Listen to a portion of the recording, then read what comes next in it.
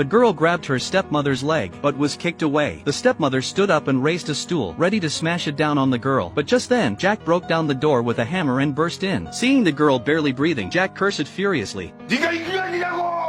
He picked up the girl and walked straight out of the room, taking her back to his own home. He laid her on the bed and stayed by her side, talking to her. But at that moment, the girl's father suddenly showed up. He wanted to take his daughter back. Hearing her father's voice, the girl trembled all over in fear, terrified of being taken back. Jack stepped downstairs and said, "I'm the girl's lawyer. The court hearing is tomorrow. You can't take her tonight." It turned out, the girl's stepmother had beaten her younger brother to death, and pinned the blame on the girl. Now, Jack was determined to reopen the case and prove the girl's innocence. The next day in court, the girl's stepmother cried bitterly, pretending to be a loving mother. But because Jack couldn't present strong evidence, a second trial was needed. And the key to winning the case was whether the girl could identify her stepmother's crime in court. However, ever since her father had visited, the girl hid in her room all day, and refused to say a single word. Just when Jack was feeling hopeless, he suddenly remembered a King Kong toy he had given to the girl's younger brother. That toy had a video recording function, and it might contain evidence of the crime. Jack rushed to the junkyard. The trash was piled as high as a mountain, but Jack didn't back down. He searched from day to night, but still couldn't find it. Soon, the second trial began. The opposing lawyer asked a few questions, and the girl just kept crying, unable to speak a word. With no other choice, the judge called for a temporary recess. If the girl still refused to speak after the recess, she would not be allowed to testify. In the break room, Jack did everything he could to encourage the girl to tell the truth. But the trauma her stepmother had caused was too deep. At only 10 years old, she couldn't be sure if speaking up would mean more abuse from her stepmother. Just then, the girl's classmate brought Jack something. It turned out to be the crucial piece of evidence, the King Kong toy. Back in court, Jack requested to speak to the girl directly. He greeted her using the King Kong toy. Seeing the toy her little brother had loved most before he died, the girl snatched it up and clutched it tightly. At last, the girl summoned the courage to tell the truth. It was the stepmother who had beaten her brother to death, and forced her to take the blame. The girl had been terrified that if she didn't obey, she would be beaten to death too. At an age when she should have been loved and cherished, she was instead living in fear and misery. But the opposing lawyer objected, saying that without concrete evidence or witnesses, the girl's testimony couldn't be trusted. Jack had the girl taken out of the courtroom, and played the video publicly in court. The footage showed the stepmother violently beating the boy. His screams pierced the hearts of everyone present. Some people wept, others were furious, and Jack was overcome with tears.